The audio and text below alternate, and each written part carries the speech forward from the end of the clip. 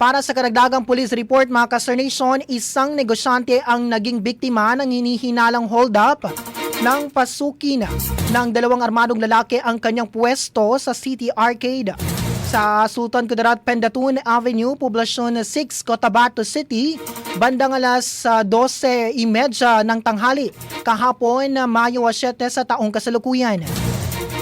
Mga ka-Star Nation, mga kabombo, para sa karagdagang detalye, tayo po ay maswerte dahil makakapanayan po natin live nasa kabilang linya si Police Lieutenant Rochelle Evangelista, ang tagapagsalita ng Cotabato City Police Office. Mga magandang hapon, welcome po sa aming programa, Ma'am Rochelle Evangelista. Live po tayo ngayon.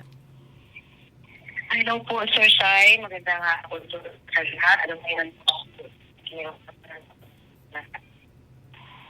Yes, Ma'am Rochelle, kauna po sa lahat ay can you give us details po ma'am patungkol po dito sa insidente ng pang-hold up na nangyari po kahapon? Yes, Sir Shai, tama po kayo, no? Kahapon po, mga bandang 12:30 p.m. po ng May 7, 2026 po.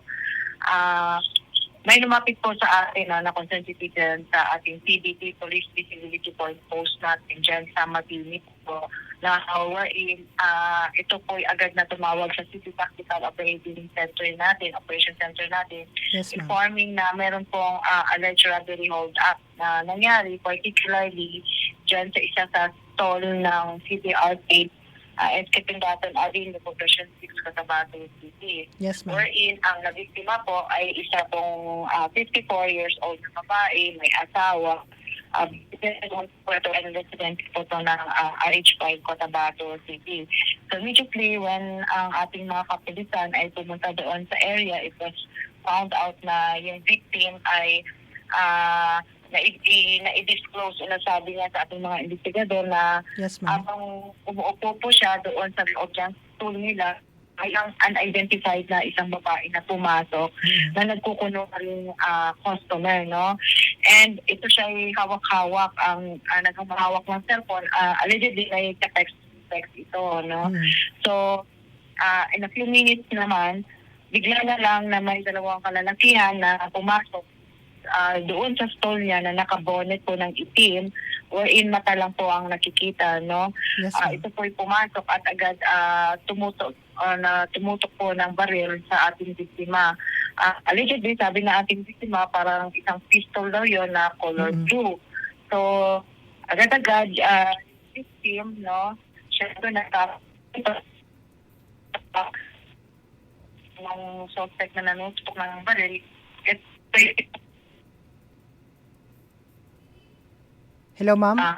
Yes po. Yung 55,000 ay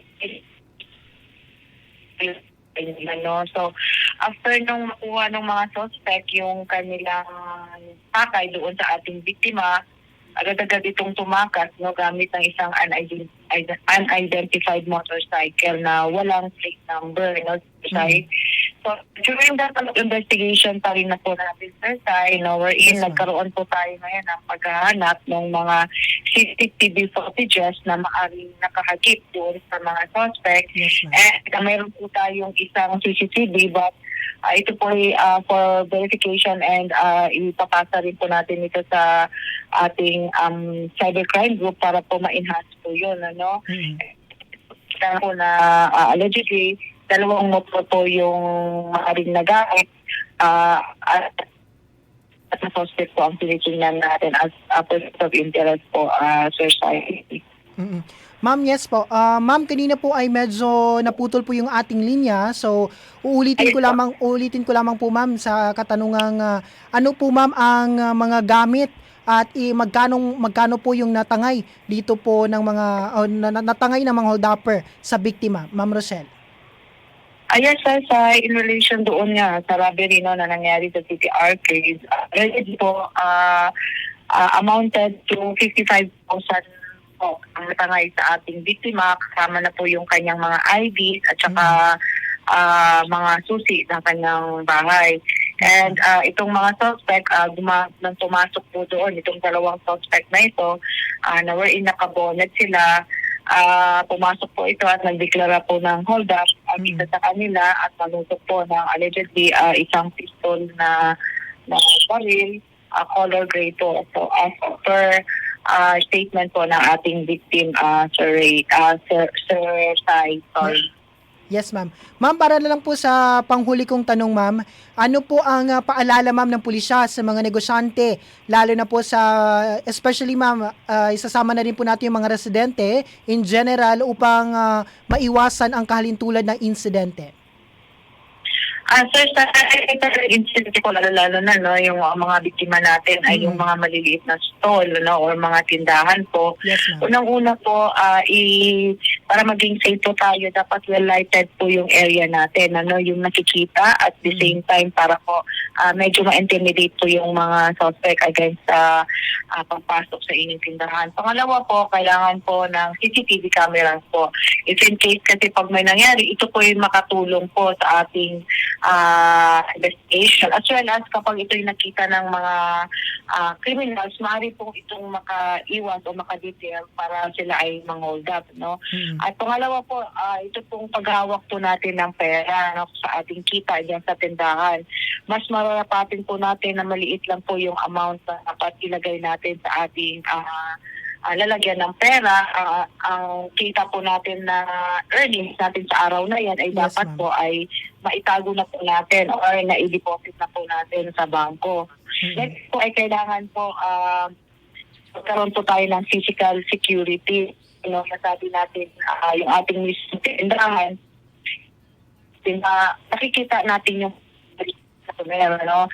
Usually, pagka nakikita natin yung way of pagpasok ng customer natin, ito yung makabigay rin ng alarma sa atin. Ano? Yung mga valuable din natin ng mga phone, ng wallet, and sa tindahan natin, yun natin,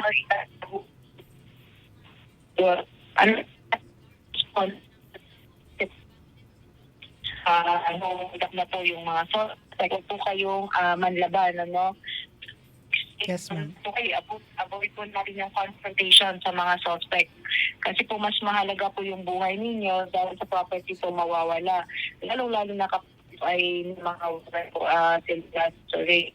And other po is, meron yung mga detalye kilala nyo sa suspect. Maaaring nila, yung mukha nila, o ano man yung mga gamit nila na sasakyan. Wherein ito yung makakaliping sa makagarang pagkahuli rin po ng mga suspect. Yes, And ma'am. as well as po magtago po tayo ng mga emergency hotline numbers ng ating kapulisan or ng ating lokalang pamahalaan if in case needed po natin ng tulong sa side. Yes, ma'am. Sa ngayon, ma'am, yan lang po muna. Muli, maraming salamat po sa pagpapaunlak ng panayam. Police Lieutenant Rosely Evangelista, ang tagapagsilita ng CCPO. Next time, avoid po.